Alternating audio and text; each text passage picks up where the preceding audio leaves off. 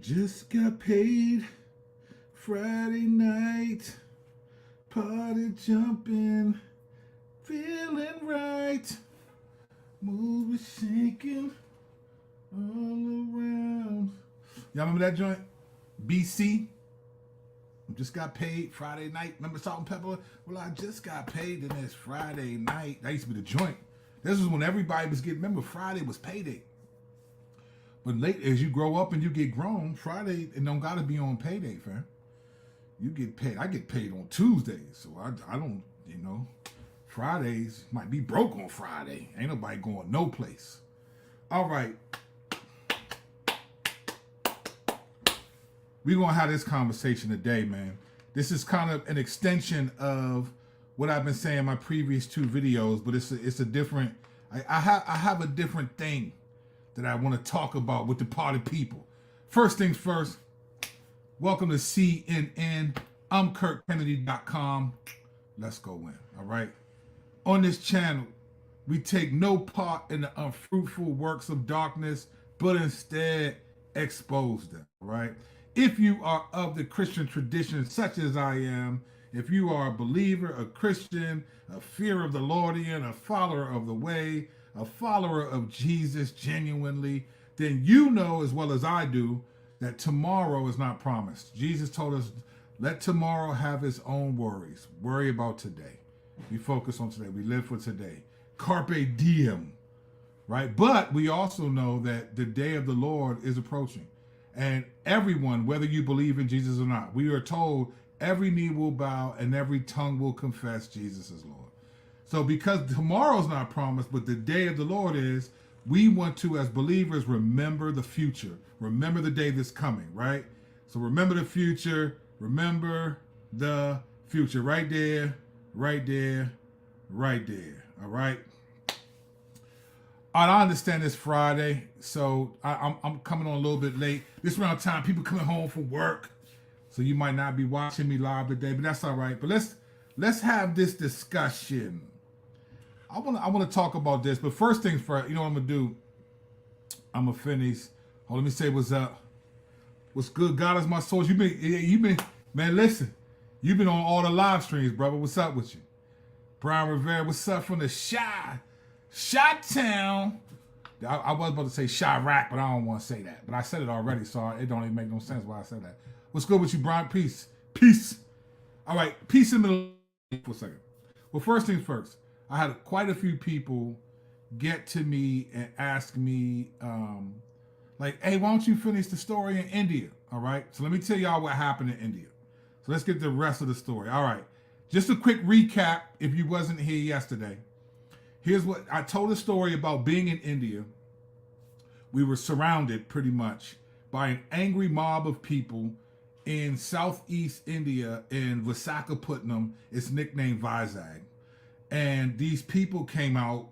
They looked like soldiers that were playing instruments, and all these people were going crazy. There were 9 of us Americans. There were 2 to my right, 2 pastors that were Indian, Telugu as well. And it was a big 25-foot statue of this monkey god sitting there, and it was intimidating time. So we went back and forth and all this. So I told this story in my live stream yesterday, so I'm not gonna repeat everything I said, but I'm gonna pick up because I ended the story and said I'll come back to it. And a couple people was like, man, you gotta finish the story. Story ended crazy. I'm talking about, I'm not making none of this up, straight out of the book of Acts. This is like the book of Acts, 100%, right? So, all right. So after we go back and forth with these people, we're singing, we're crying because we think we're going to get martyred. We're convinced we're going to get killed. And like I said yesterday, I was like, man, they're going to remember that they killed me. You know what I'm saying? So we're going back and forth. Finally, the people that were playing the drums, they got all these people riled up. They leave. A friend of mine, she shares her testimony, and then they translate. And then we ask, does anyone want to accept Jesus? All right. So they tell us to get off the stage and go among the people and lay hands. And they always be like, look, go among the people, talk, touch the people, pray for the people, do that with the people, and then we go. Right? So I used to do that with them all the time. They used to laugh because they said, man, that's a pretty good accent, right? So we would do that, but I was still on edge. I mean, we had just experienced some. So like I couldn't pray without like, so I was praying like this. Lord, bless them, and Lord, bring them to salvation. And Lord, I pray that you, I don't know what their needs are. I can't even understand them, Lord, but I pray that you would bless them. And I pray that you would, I was watching everybody, man. I wasn't going to be like, oh, it may have been like a trust in the Lord, but it was also, I wasn't born yesterday. And if I was up all night. So I was just watching. I didn't know what was going on, right? There was a ton of people that were just, I was surprised at how quickly it went from what seemed like extreme anger towards us to now, it's like people wanted us to touch him and we were praying and all that stuff, right? I kid you not. So I'm standing here looking diagonal, crowd of people. All of a sudden, the crowd, right? It's like people just got out of the way. And this guy is coming and he's holding hands with this little girl. She's maybe 6, 7 years old. Maybe she's older, but there's no way she's older than 9 years old. I think she was more like 6. She was little. She had on like this little, like a dress. It was a little bit dirty dress. And the guy walks up and I was like, why is everybody splitting open? You know, because I mean, we just came from a do. Like I'm just thinking, so I'm thinking somebody might be coming. You know, you ever seen Indiana Jones and the Temple of Doom where he's in the middle of, he's in India Street and then this big Indian dude comes with this big sword. And then he just pulls out a gun and just shoots him, right? I was thinking like that something was going on, but we ain't had no guns. So this dude walking with his daughter. And I couldn't understand him, but he was telling John David, and John David, the pastors were translating for us. And this dude said this. I'm not making any of this up. This dude says, listen, I am the leader of this village. I command this village. He said, earlier today, we had 3 fishermen that were out at the lake getting food for the village. He said, one of the fishermen talked about this Jesus that you just talked about. And they said, he caught more fish than we've ever seen, right? So we know already that there's something about this Jesus you're saying because we already heard about him and then this fisherman caught this fish. This is what he says. He says, my daughter cannot walk well. He says, if you heal my daughter, I will make this whole village worship just Jesus you speak of. Right? I was like, you got to be kidding me. This is like Jairus' daughter or something. I didn't know what was going on. I was like, so we're looking at each other like, what? So he repeats it. If you heal my daughter, I will make this whole village worship this Jesus, right? So we were like, hey, let's pray. Let's get it. Let's get it. Now, I personally, at that point in my life, I haven't really been a part of seeing someone be healed. And so I was like, all right, I'm praying. They're like, this doesn't happen. We're Americans in an obscure part of a nation I thought I'd never be in a town where there's hundreds of people watching, the leader of their village essentially plead with us to heal his daughter. Now in India, because cows are sacred, they don't drink milk. So the calcium, so you see a lot of people with a lot of bone problems, bone deficiencies. So her legs would almost look like they would pop out when she walked. Like they were clearly, something was wrong with her legs. And we thought, man, they don't get a lot of calcium here. So we saw that a lot in India. And I was like, yeah, because they don't drink milk. And so we start praying. We're praying and praying. And then John David, the pastor who was with us, he says, okay, we have to go. We have to go. It's getting dark. It was starting to get dark now. Now they don't got no lights in these neighborhoods. So it's like, we got to go. We got to go. So we pray for her. We get in the Land Rover and we're debriefing. And we were videotape. I wish I had the videotape. I could have showed you. My eyes looked bugged out. Everyone was like, oh my gosh, I can't believe what we just went through. Like that was and people were like, Curtis, you were insane. What happened? We were laughing, but we weren't laughing because it was so intense. Like we were glad to be leaving alive, but it had a significant impact on us because it was so tense, right? So we drive, we're talking about we drive for what I thought was, I don't know, I thought it was like a 30-minute drive, right? We get to some church that the people we were with had established a church, but it seemed like a far drive. So we're out there sitting on the stage, like this concrete stage of it's basically the church, like a stage. And so we're sitting on the stage and we're still like flipping out about how crazy that was. And I'm telling them like, man, I've been in the streets. I've never experienced something like that. And so then as we're talking, someone says, hey, isn't that the little girl? Oh, I'm sorry. I missed a huge point. A huge point. In the car on the way to the church, at the time, we called them care groups at the church I was in. My care group was huge. And the girl who co-led with me, godly woman, loved her, godly woman. She confesses in the car, hey guys, I just want to confess, like when we were praying for the little girl, I just didn't have faith that the Lord would heal her. I didn't believe that he would. And I feel like he didn't heal her because of me. So we were encouraging her, no, don't think like that. And the Lord doesn't, he can heal despite us. It's not like he only does it when we have, no, I think he could, if he wanted to. So we were trying to encourage her, like, don't feel that way. She's a godly woman. We didn't want her to feel like, man, it's my fault. Because that's what she was kind of confessing. I think it's my fault. And so all of a sudden someone says, hey, isn't that the little girl we pray for? And I immediately said, nah, it can't be. We just drove for like 30 minutes. These people don't got cars like that. I didn't even. So, and then as they got closer, someone said, yeah, that is the little girl. So all of a sudden we're like, what? How did they get here? And so we all walk over towards them while John David, and he says it again. He says, listen, I know there's something to this Jesus that you all pray for. He said, please heal my daughter and the whole village will believe in Jesus. So we all looked at each other and we looked at the girl who prayed and she was like, let's pray. So like, we were like, all right, we're going to pray hard now.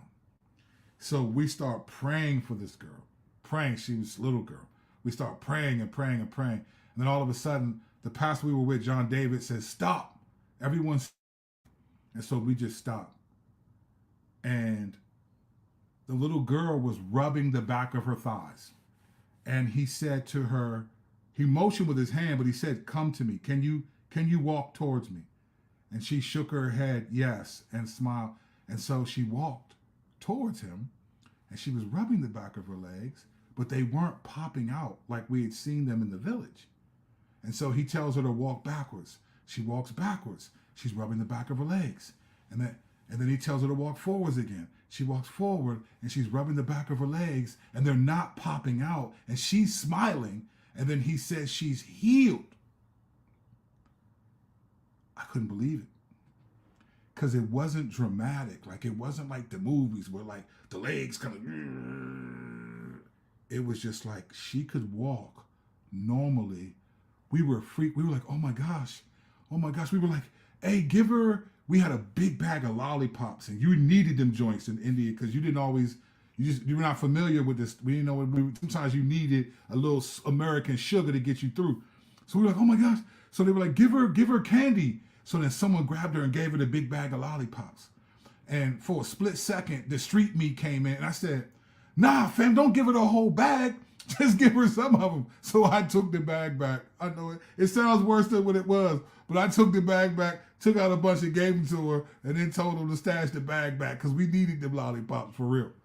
And then after that, man, they walked away. The dad they do a lot of like this in India. Like they're like, they do that. So they was excited. And then they walked off, man, into the dark. I couldn't believe it. Now that's just one story. There are plenty of stories that I witnessed in India. I remember coming back from India thinking this. I was like, okay, I believe the theology that I've been taught, but what I believed from that moment on was that God is much bigger than and works outside of the theology that I had been taught to believe, which was sort of a sense of Reformed theology. I was like, man, God works way outside of that because I never seen nothing like this in where I was from. And then there was a bunch of other things that happened, which is a different video. So that was the rest of my time in India from that story. It was crazy. It began with, we're getting ready to get killed for Jesus, and then we heal a girl. When I went back 2 years later, I asked John David, I said, hey, whatever happened to that village? Did they become Christians or not? And he said, I don't know. We didn't go back. He said, we didn't go back and check. So I have no idea if there's a village of people who became Christians because the Lord sent us there and we healed his daughter, or if not, I have no clue. The Lord will tell us what happened on that last day. But that was what happened in India. All right. Crazy story. I got plenty of stories about India, fam. India was let me tell you something, man. I'm gonna just say this. I'm not gonna make a theological statement, but I'm not a cessationist. I don't get that. I'm not a cessationist at all. But I'm also not like a crazy, well, I won't say crazy. I'm not Pentecostal either, right? I'm not like I'm kind of like I think the gifts of the Spirit exist and God can still do whatever he wants. And I think in other countries outside of America, which is not the pinnacle of Christian faith, I think the Lord does crazy stuff because the supernatural evil there is palpable. These people worship other gods. In America, we worship like money, we worship beauty, we worship youth, we worship that kind of stuff. They're not organized religions, so we can just be deceived by our own desires. But in India, man, them folks worship other gods. You'll see, I remember one night, I was sitting on the porch with John David at an orphanage. And he said that they believe, Indian theologians believe, that when Satan was cast out of heaven, that he fell to India because there's so many gods that people worship. At that time, back in 04, 06, there were a registered 3.2 million different gods, religions in India alone. And I don't know what it is now. But I was like, man, you might be right, man. Satan's headquarters might be here. So there was a lot. So we saw a lot of this stuff. And so because supernatural evil is so strong there, I think the Lord works supernaturally there to show that I'm the God that's greater than the gods that you all have heard of or fear or whatever. So, but that's a different conversation. All right. I got plenty of stories I can tell you about. India's crazy. So I was going to say this. This is what I'll say. I think everyone who thinks that the gifts don't cease to exist and stuff like that, I don't think you boys, all these theologians, I don't think you guys have left your comfortable country houses in a long time, fam. Go to a third world country like India and go to countries in Africa and go to the Middle East and see how the Lord's working over there, and then come back and tell me that the gifts of the Spirit have ceased to exist. I think your brain will cease to exist. All right. Let me tell you what I want to talk about today. Today's episode is called Redemption is Rated R. All right? Redemption is rated R. Let me tell you why I'm talking about this. Recently, I've watched a couple of videos on like Hollywood initiations and cultural Christianity, and I watched it. I watched a lot of different videos because I have to take time to figure out what do I want to talk about. If I'm not going to deal with a Bible issue, what do I want to talk about? What's popping in the culture? What are people getting lathered up about? Some stuff I'm like, I'm not talking about that, and some stuff I'm like. So I was watching a couple different videos on like cultural Christianity and Hollywood stuff and just demonic stuff and all that stuff.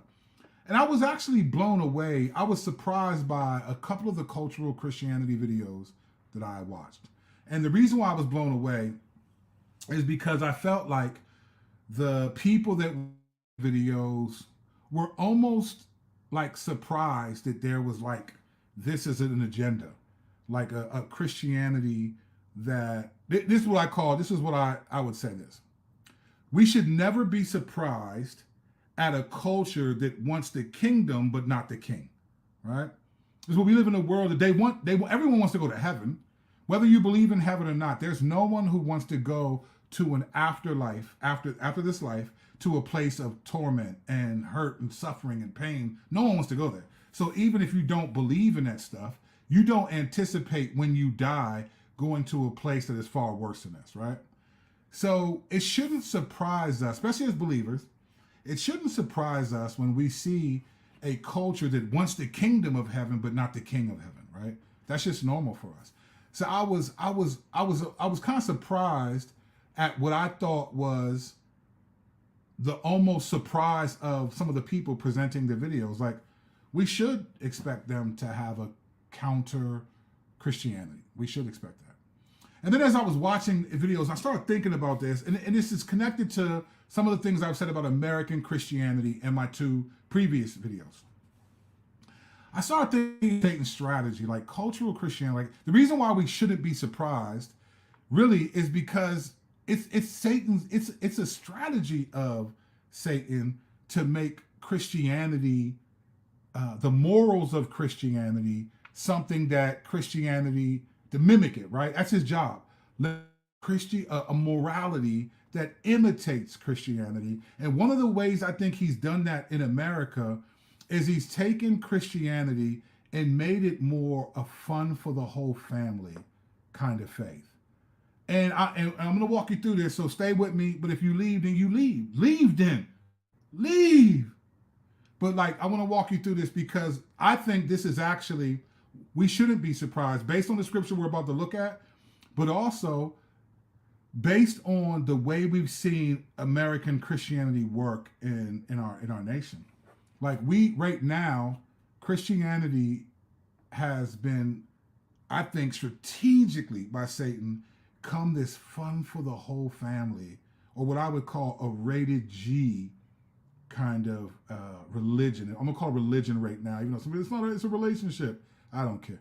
A rated G. This is what's happened. And let me tell you why I think this is a good strategy of Satan to create a morality that rivals Christianity, right? And the reason why I'm saying is, I think I saw a couple videos. One of them, the homie Ruslan had a video with Richard Dawkins, I think, talking about he's a cultural Christian because you're attacking Christianity, there's the rise of like Ramadan and certain Islamic nations and other things are taking its place. And these people don't want that. They don't want another religion besides Christianity. They just want the kingdom of Christianity without the king, right? They don't want to submit to the king, but they want the benefits of being in his kingdom, right? So that's what cultural Christianity essentially is. I want the benefits of believing in Jesus without having to submit to Jesus. That's all it is. And in a country where people believe in Jesus and the Lord blesses that nation, then you are sort of made holy, to use the language of the scripture, because of that. Not holy in that you're sanctified, but holy in that you benefit from the blessing of people who actually do believe and are sanctified, right? So as I was watching this, there was a couple of the videos I saw. I was like, wow, this is interesting. I was surprised that some of the people seem to be surprised that cultural Christianity is a thing. And maybe they weren't surprised. Maybe they were, sometimes we're trying to communicate in ways that get you all like, oh, I just think you're intelligent people. But here's the verse, these couple verses that I think are the enemy's strategy of what I just said. Like a cultural Christianity makes so much sense because of this. Listen to this. 2 Corinthians 11, here's what Paul says to the Corinthians. Remember, he planted a church in Corinth, was there 18 months, and he wrote 4 letters. 2 of them we have, 2 we don't. We have his 2nd and 4th letter that we call 1st and 2nd. His 3rd letter was so scathing, the Lord was like, man, I ain't preserving that joint. That's just for them. But we know it was rough because of what he said in 2 Corinthians 2 and 2 Corinthians 7, all right? So here we have his 4th Corinthians, but what we call 2nd. And here's what he's saying, talking to them. These are the only church that Paul planted, was there for 18 months, loves these people, but they were getting attacked by other people who he calls super apostles, all right? And here's what he says. For such men are false apostles, deceitful workmen, disguising themselves as apostles of Christ, all right? And he says this, and no wonder, for even Satan disguises himself as an angel of light, right? This is Bible. Long before America, here's the morality, right? That he's even when it says an angel of light, well, what would light mean in the equation? Well, the opposite of darkness. So light would be righteousness and holiness as opposed to darkness, and says that Satan disguises himself as an angel of light. And then he says this, so it is no surprise if his servants also disguise themselves as servants of righteousness. Their end will correspond to their deeds, all right? So Satan appears as an angel of light. He disguises himself as someone who cares about morality, and the people who worship him also care about morality. Now, I've said this before. I've said, listen, there's a reason why you don't see religions that are hell-bent on the end of the world and destruction, because that's not how it works, because Satan Why does he disguise himself as an angel of light? And why do his servants disguise themselves as servants of righteousness? Because all human beings are created in God's image and were given attributes of God. Humanity never lost that, even though we lost the innocence after Adam and Eve bit the fruit. But all human beings have within them a desire and a capacity to want to do good. And so Satan can't create, so he has to manipulate. So he uses the morality that he knows that we're created with and says, all right, I'm going to create a morality that seems like it's identical. So we call them religions. I'm going to create a new set of moral instructions that almost mimic what he says about what Christianity says, but it's not worshiping Jesus. So he has to do that because he can't work outside of the way that we're wired. We're wired by God to want to do. That's why people will go to Africa and, dig wells so people can have water. They're not Christians. This is why people want to do like, I want to, what's the meaning of life? Like all that stuff, right? So Satan has to work that way. So he appears as an angel of light. And so he creates a false sense of morality. And this has ravaged the American church in ways that I don't think most people realize what I'm saying. One of the greatest strategies of the enemy is to make a morality that's identical to Christianity. And let me tell you this, biblical redemption is rated R, but he's created a rated G version. And I think this has done significant damage to Christianity. What it's done is his strategy is to make the Bible clean, rated G.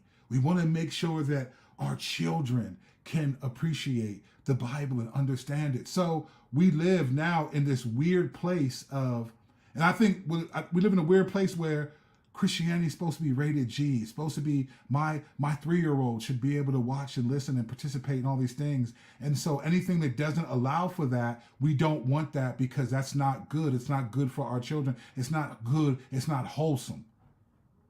But let me tell you why that's dangerous and why I think it's actually unbiblical. Now, I said the redemption is rated R, but here's the reality. The Bible includes children and stories for children, but the Bible is not for children. It is not for children. Christianity includes children. Salvation extends to children, but it is not. And we're supposed to be, here's the irony, we're supposed to be like children, right? We're supposed to be like children and humbling ourselves like children. Matthew 18 says that. He says, truly I say to you, unless you turn and become like children, you will never enter the kingdom of heaven. That's at Matthew 18:3, verse 18:4. Whoever humbles himself like this child will be greatest in the kingdom of heaven, right? So there is that element, but the narrative, the overall meta narrative, the stories of the Bible are not rated G. They're not fun for the whole family, and they're not supposed to be clean and tidy so that our little children can appreciate them. Good, get your Veggie Tales, get your children's Bibles, do all of that. When my kids were younger, I would read to them from this comic book Bible. It looked like a comic book. I loved it then. But let me tell you something.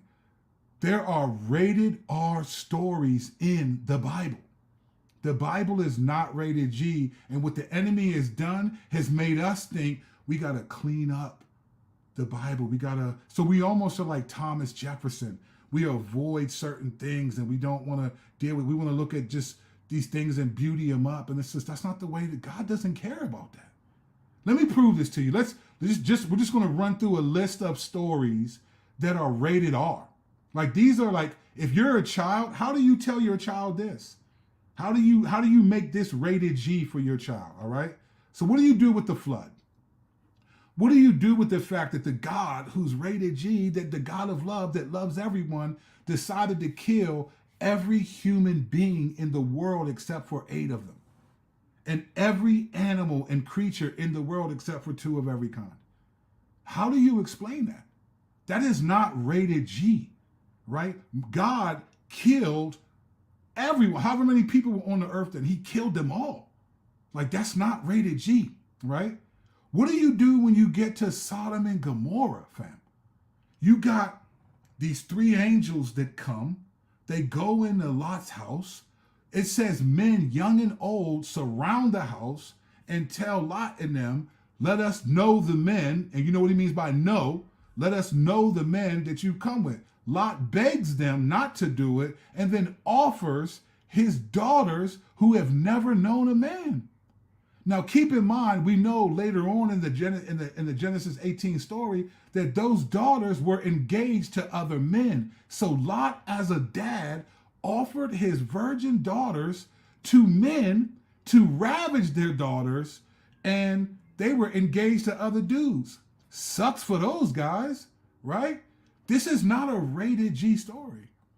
This is not a rated G story. And what the enemy has done is we've created a fun for the whole family Christianity in America. And you know what it's done?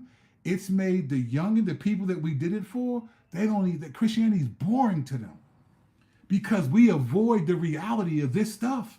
Christianity is boring to these kids, right?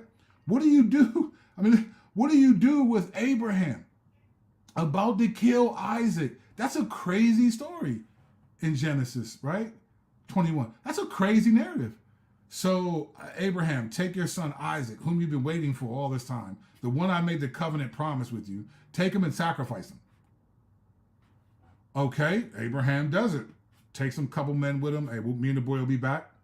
Goes up there. Imagine being Isaac when he says, Father, where's the sacrifice? Where's the sacrificial lamb to go? And he says, the Lord will provide, my son.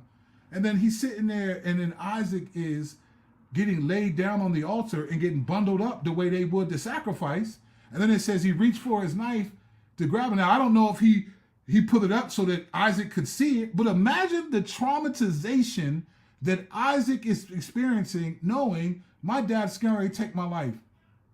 That's not a rated G story in the Bible. Do you realize we haven't even left Genesis yet? We have not left Genesis. These are not rated G fun for the whole family stories. But think about the movies that you've seen that are Christian movies. Aren't many of them? I'm being honest, and I'm grateful for all content that sets out to glorify God and to display truths of the Bible and so forth. But let's be honest, minus a few movies or like The Chosen, maybe, if you bang with that joint, a lot of Christian media, and by like movies, it's just cheesy. It's just cheesy. And you know why? Because it's rated G. Now, don't get me wrong. I'm not talking about like showing all the stuff that you wouldn't, but there's a way to do things that make it clear like this is reality. I've watched some of these movies and I've been like, okay, as a Christian, I can appreciate it, but the reality is it's corny to me because it lacks, it's not the camera angles. Sometimes it's the acting, but it's not even just the acting. It's the mindset and what you're presenting. The Bible does not protect us from these things. The Bible doesn't. What do you do about the killing of the firstborn? Remember that the Egyptians were like, we're going to kill all the Hebrew babies, and then Moses' mom sends him on his way, and then Pharaoh's daughter finds him and then brings him back, and then he nurses Moses for a few months. What do you do with that? And then God saying, I'm killing the firstborn of all the Egyptians. Like, that's not rated G, fam. And then they go through the Red Sea, and then God closes and kills all the Egyptians as they come after the Israelites. That's not rated G. What do you do about like snakes biting the Israelites because of their disobedience? God's people were getting bit up, and they had to look up at a serpent so that they could be healed. What do you do with the ground swallowing up and dropping like tens of thousands of people who disobeyed God? The people who were in the idolatry, and they had people go throughout the camp and kill the people who were like, this is not rated G, fam. This is not rated G. What do you do about, Amnon raping his, oops, I shouldn't have said that, forced intercourse of his sister Tamar, and then her brother Absalom retaliates and kills the dude. This is not, redemption is rated R. What are you going to tell your kids when you get to Judges 19 and you get the Levite and his concubine who cuts up her body and sends a part to each of the tribes of Israel and almost starts a civil war because of the outrage? This is all in the Bible as stories of redemption. And I've only gotten to the book of Judges, and I'm skipping a lot of other stories we could have hit. What do you do with those stories? Let me tell you what I think has happened, and this has been a good hustle by the enemy, a good hustle. It's been a really good hustle by him. What I think has happened to Christianity in America is it's connected to CCM, right? Which is like sort of wholesome worship. It's a CCM view. We kind of have we've created, and I don't think there's anything wrong with things for kids, but we've created somewhat of a Veggie Tales sort of theological landscape. We treat the church as if everything has to be so prim and proper that we don't want to show anything or say anything. And it's like, you know what? Where are the testimonies?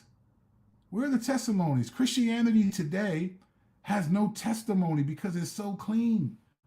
Why are we trying to make excuses for God? Yeah, God killed all them people, and it was his prerogative to do it in the Old Testament. Now, there's a deeper reason, a real deeper reason why I think God killed a lot of people in the Old Testament that I think most people don't talk about. That's a different video. But I think that stuff is real. I mean, it's brutal.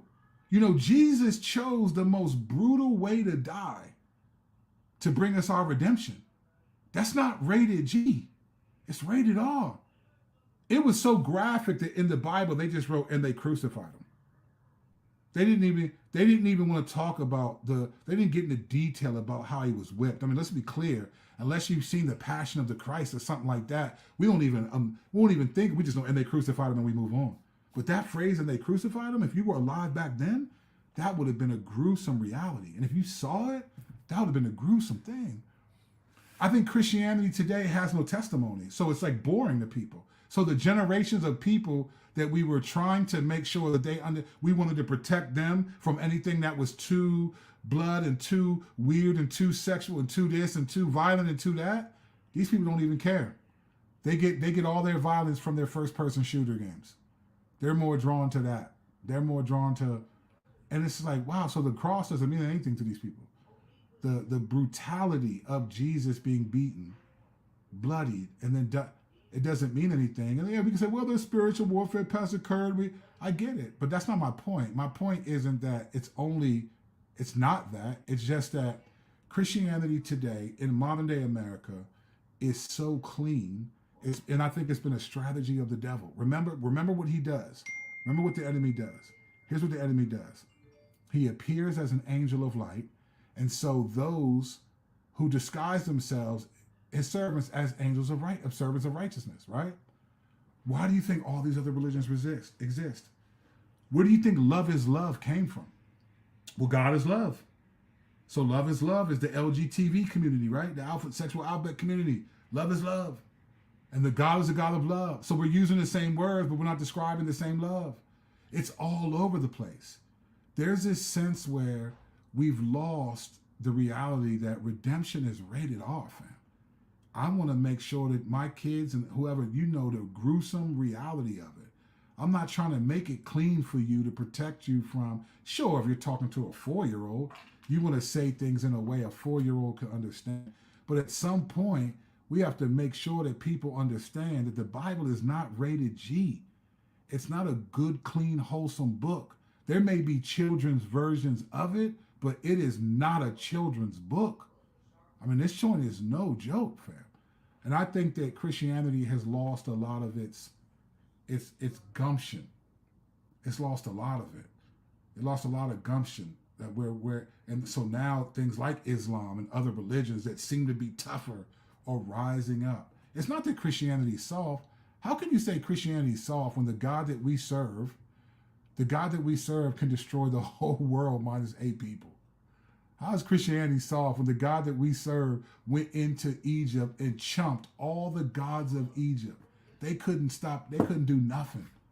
How are we soft? How is Christianity soft when the God that we serve can crush up? Was when the God that we serve was taken, the Ark of the Covenant was taken by the Philistines, and their statue, their God, Dagon, fell over. And they went in the next day, didn't know what happened, and they picked it back up. And then the next day they went in, and the same statue fell over with his head cut off and his hands cut off. And then they gave the Philistine the ark back, and David was dancing. David was grooving. That was the beat they was playing in India. David was grooving so hard, his wife Michael got offended. Like, why you dancing like that? You the king. He said, because the Ark of the Covenant is back. Them folks couldn't handle that joint. What do you say about Ophni and was it Ophni and Phinehas who touched the Ark of the Covenant and they died instantly? Because they tried to stop it from touching the ground? And people got angry at God, and he was like, I told you, don't touch it. Apparently, God thought them touching it, they're touching it, were more unclean than the dirt that he created. Like, redemption is rated R. Now, why is this important? Because when it comes to you and I, when it comes to the New Testament in our lives, there's this category called suffering, right? It's suffering, right? We count it all joy, my brothers, when you experience trials of various kinds. You know that this suffering breeds perseverance, right? Endurance. If we don't understand that redemption is rated R, then we're going to be perplexed and confused when we go through some tough things. And I've watched so many people get offended at God because they're suffering, and they think like, okay, well, because they think that Christianity is rated G.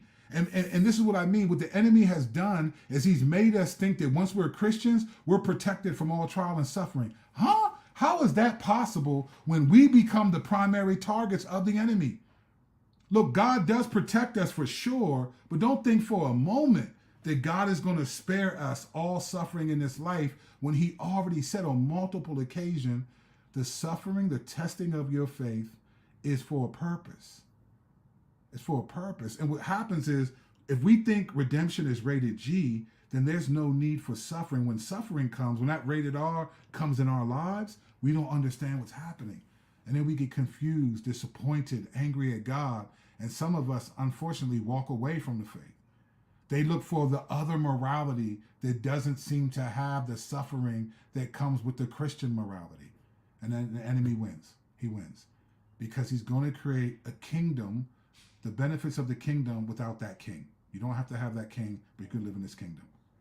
And you and I, part of our suffering is because we want the kingdom and the king. And the king suffered for us, so the king says we're going to suffer for him. 2 Timothy 3:12, indeed, all who desire to live a godly life will be persecuted. I don't know any persecuted that's not suffering. I don't know any suffering that's rated G. So this isn't, whether you agree with me or not is beside the point. I agree with me. That's why I made the video. I think when I look at the landscape of, I know my last 3 videos have been touching on American Christianity. When I look at the landscape of American Christianity, this is what I see. I see a strategic rated G faith that was connected to historical moralism that wasn't necessarily biblical. So if you're old enough to remember like Leave It to Beaver and the whole June Cleaver world and this sort of this, we're prim and proper, yet you were coming out of church and lynching black people from trees in some places, right? So it's like there's just been this facade of like Christianity is clean and proper. It is not. It is not clean and proper at all. If you think Christianity is clean and proper, you do not read the same Protestant Bible I read. You must be reading the Jefferson Bible. Check your translation, please.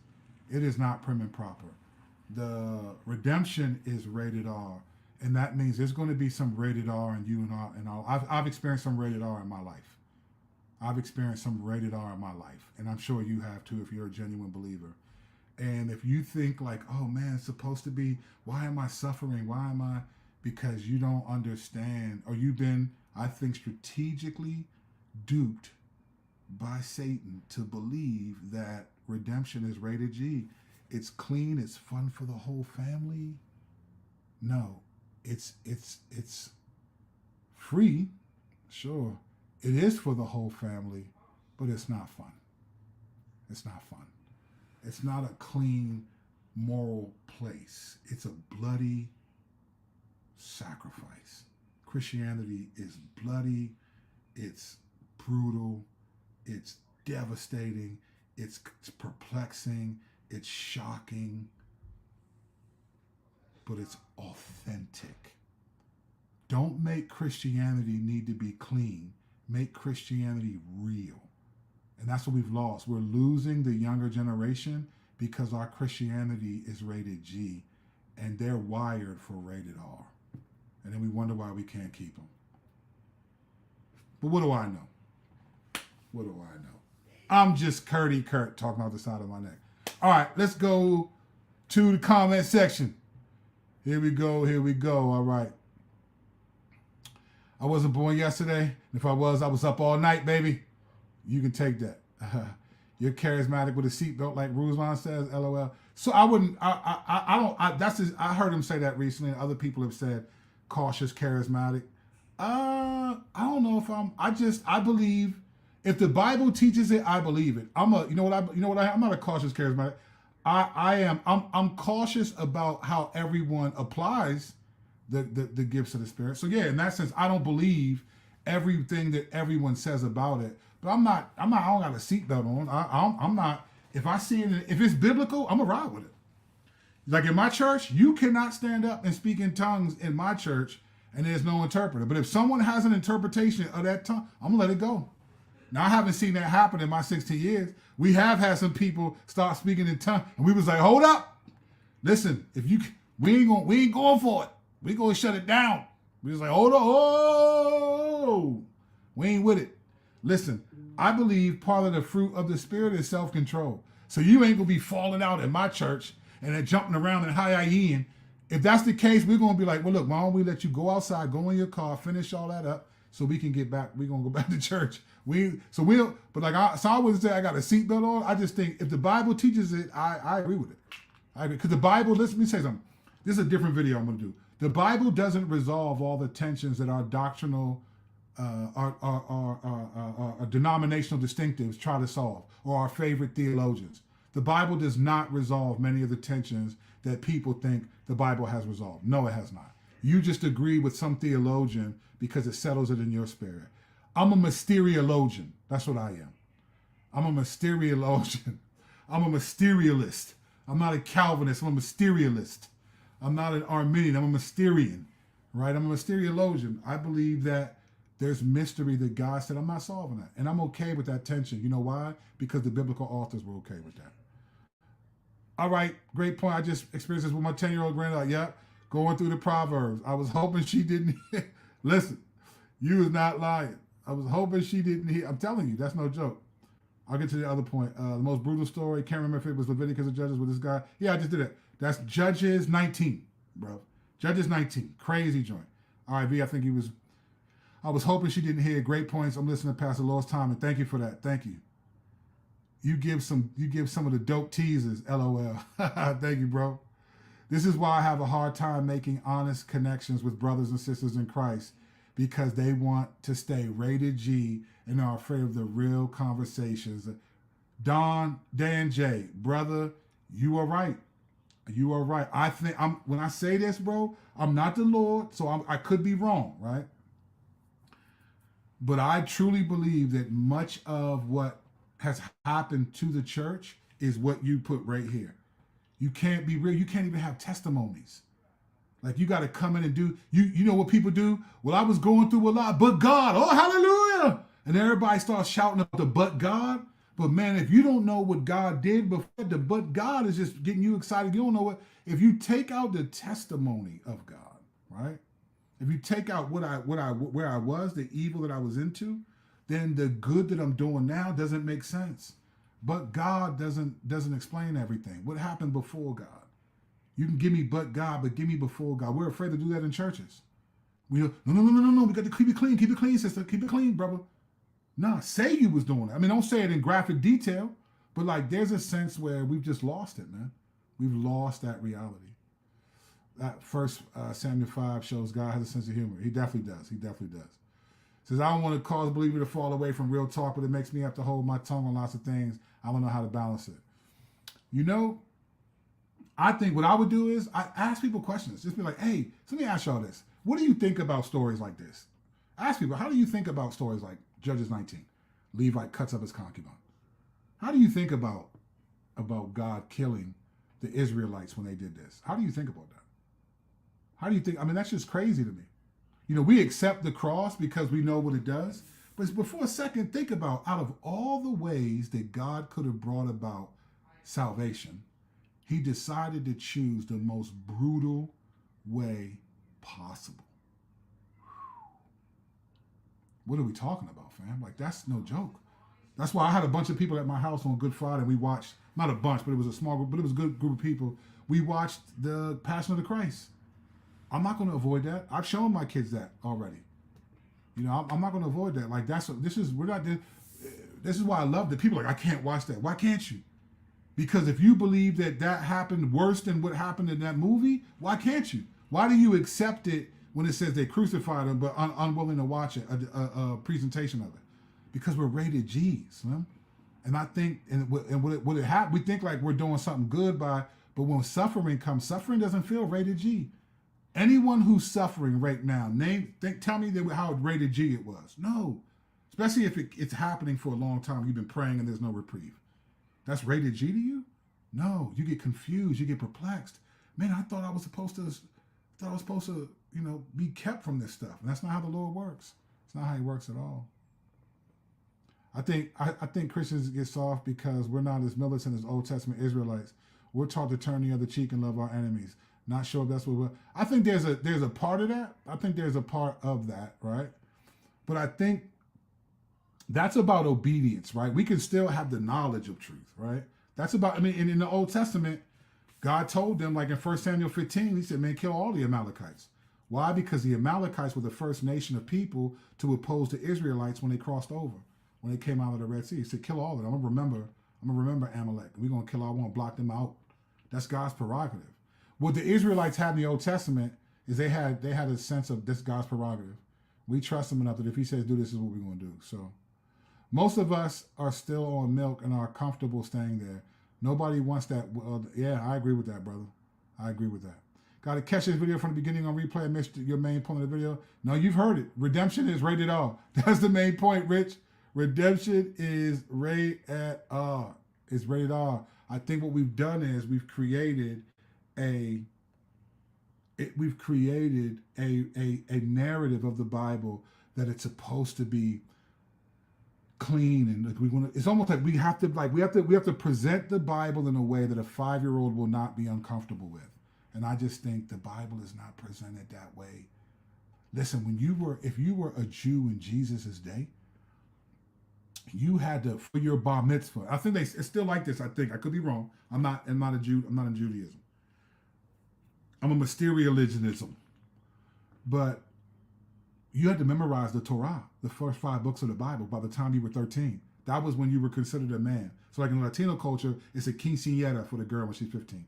In the Jewish culture, when you turned 13, you were a man and you had your bar mitzvah. That was your man coming into manhood. And you had to know the first 5 books of the Bible by heart. So you got a lot of those stories in you of just brutality. Kill all these people, crushing nations, killing his own people, all this stuff. Abraham, kill your son, all of it, right? They got that in their heart. So I think there is a sense where I think a lot of us just want a deeper issue is we want a suffer-free salvation. And rated R redemption is not that. It doesn't afford us that. It's not suffer-free. And it's sucker-free because you gotta come into this faith for real. Because again, what happens if we have a rated G, in our minds, a rated G ideology of the Bible and of Christianity, we're gonna struggle when we suffer. But when we go through things, when we're fighting spiritual warfare, when things just get dark for a minute, when those prayers are harder to come by, when you have to fight more for that desire to read and pray, when you have to fight a little harder in one season to resist the sin that you thought you had gotten over, but now it seems to be coming back. When you experience depression as a believer, right? When you experience a cancer diagnosis as a believer, what do you do with that if you have a rated G Christianity? I think I've seen a lot of people get hurt and confused. And it's like, fam, indeed, all who desire to live a godly life will be persecuted. It's not fun. I never pray, oh Lord, please persecute me more, Lord. Man, if anybody prays like that, don't ever come to my church and don't lay no hands on me. But the reality is redemption's rated R, and there's no way around it. So anyway, all right, it's Friday. Just got paid Friday night. Actually, I get paid on Tuesday, so Friday's gonna be nothing to me. Friday's when I'm spending my money, boys. What do y'all want to eat? All right, love you guys. Appreciate you. Thanks. Like and subscribe to the channel. Y'all got me doing these long videos. Now, I used to do them like 20, 18 minutes, and then went to 20 and 30, and now I'm almost an hour every video. Golly. Y'all going to start paying tithes around this joint. Offerings or something. All right. We'll see y'all in the next video. Grace and peace. Enjoy, enjoy, enjoy.